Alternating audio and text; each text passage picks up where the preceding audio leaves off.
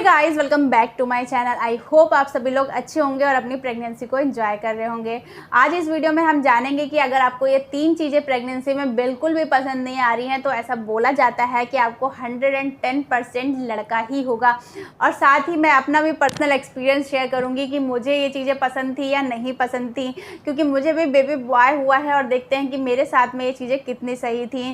पुराने ज़माने में हमारी दादी नानी ये सारी चीज़ें बताती थी और पुराने ज़माने से ही ये चीज़ें चली आ रही हैं कि अगर ये चीज़ें नहीं पसंद है तो समझ लो उस प्रेग्नेंट लेडी को बेटा ही होगा या फिर बेटी होगी। तो चलिए सबसे पहले हम जानते हैं वो सारी चीज़ें क्या रहती हैं। उससे पहले अगर आपने मेरे चैनल को अभी तक सब्सक्राइब नहीं किया है तो प्लीज़ चैनल को सब्सक्राइब कर दीजिए, वीडियो को लाइक कर दीजिए, क्योंकि वीडियो आपके लिए बहुत इन्फॉर्मेटिव होने वाली है। चलिए वीडियो स्टार्ट करते हैं।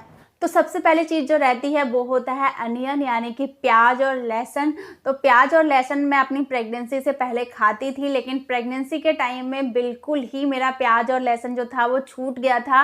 मतलब प्याज और लहसुन की जो स्मेल होती है वो भी मुझे बिल्कुल भी पसंद नहीं आ रही थी। और ऐसा बोला जाता है कि अगर आपको प्याज और लहसुन की स्मेल बिल्कुल भी पसंद नहीं आ रही है, आप प्रेगनेंसी में नहीं खा पा रहे हैं, तो बहुत बार ऐसे चांसेस बनते हैं कि आपको लड़का ही होगा।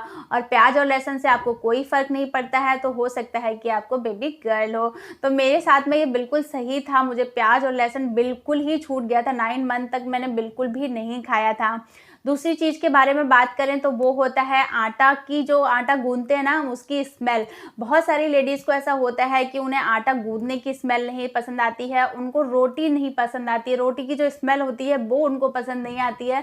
तो उस टाइम में भी ऐसा बोला जाता है कि अगर आपको ये नहीं पसंद आ रहा है तो भी आपको बेटा ही होगा। और बहुत केसेस में ये सही भी होता है कि जिन महिलाओं को रोटी या फिर रोटी की स्मेल या फिर आटा गूंथने की स्मेल जो है वो नहीं पसंद आती है, उनको लड़का ही हुआ है।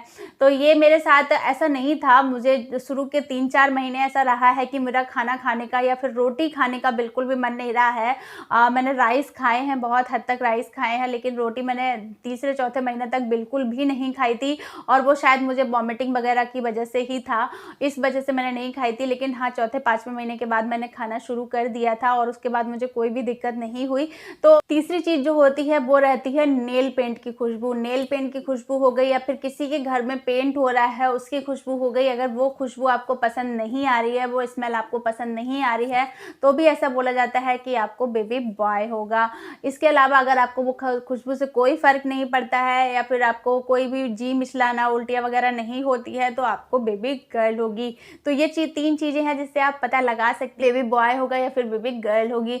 तो मेरे साथ में भी ये चीज़ बिल्कुल सही थी। मुझे भी नेल पेंट की खुशबू बिल्कुल पसंद नहीं आती थी और उस दिन से आज तक का दिन है, मैं कभी भी नेल पेंट नहीं लगाती हूँ। मुझे मतलब नेल पेंट ही पसंद नहीं आता है बिल्कुल। आई होप कि वीडियो आपके लिए यूज़फुल रहा होगा। वीडियो यूज़फुल रहा हो तो प्लीज़ वीडियो को लाइक जरूर करें, मेरे चैनल को सब्सक्राइब। ऐसे ही बहुत सारी इन्फॉर्मेटिव वीडियोज़ के लिए thank you so much for watching. Thank you.